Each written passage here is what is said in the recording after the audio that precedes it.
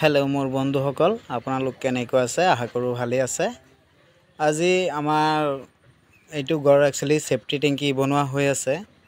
Safety ট্যাঙ্কিৰ তলত জালি বান্ধি পেলাই আমি ডালাই কৰি আছো আৰু হল উইডাৰশিল সিমেন্ট আপোনালোকে ব্যৱহাৰ কৰিব। ব্যৱহাৰ কৰিলে তাৰ মানে ড্যামেজ নাহে সোনকালে, হেতু কাৰণে ষ্টাৰ উইডাৰশিল লগাব।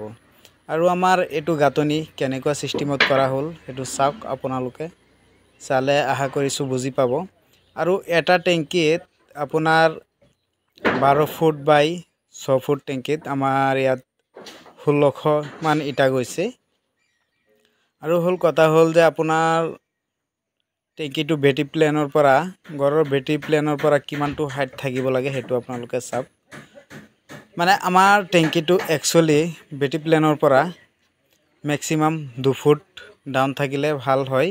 তেতিয়া পাইপ ফসাবলৈ দুনিয়া হয়। স্লোপিংটো থাকে, স্লোপিং থাকিলে কেতিয়াবা আপোনাৰ ধৰক জাম নহয়।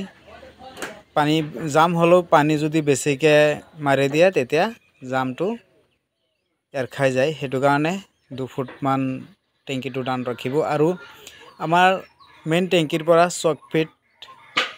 চকপিটটো তাৰ মানে আউটলেট ফুটাটো এটো আপোনাৰ স্লোপিংতকে 6 ইঞ্চি মান ডাউনত ৰাখিবলৈ চেষ্টা কৰিব। তেতিয়া ট্যাঙ্কিটো বহুত দিন লাস্টিং কৰিব।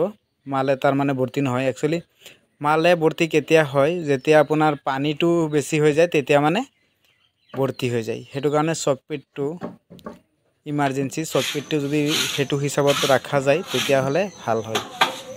এটো এবাৰ ট্যাঙ্কিটো আপোনালোকক দেখুৱাই দিও, আপোনালোকে গুটিখিনি এবাৰ চাওক। এটো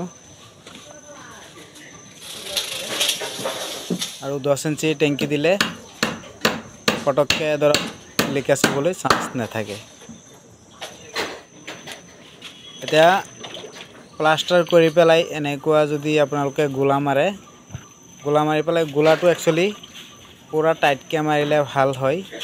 এনেকুৱা হি মিস্ত্ৰীটো যিমানটো হেৰিত কৰি আছে এনেকুৱা হিচাপত গোলাটো মাৰিলে আৰু মানে ড্যামেজটো ভিতৰত নাহে। আৰু ফিনিশিং ট্যাঙ্কিটো হৈ যোৱাৰ পিছত বাহিৰতো আপোনালোকে পলিশ মাৰিবলৈ চেষ্টা কৰিব। তেতিয়া বহুত দিন লাস্টিং হ'ব আশা কৰিছো। আৰু আপোনালোকে যি সকলে মোৰ চেনেলত চাই আছে চেনেলটো আসাম হাউস এনআৰ চেনেলটো সাবস্ক্ৰাইব কৰি ৰাখিব। লগতে নটিফিকেশন অন কৰি ৰাখিব যাতে আপোনালোকে পৰৱৰ্তী ভিডিও এৰিলে যাতে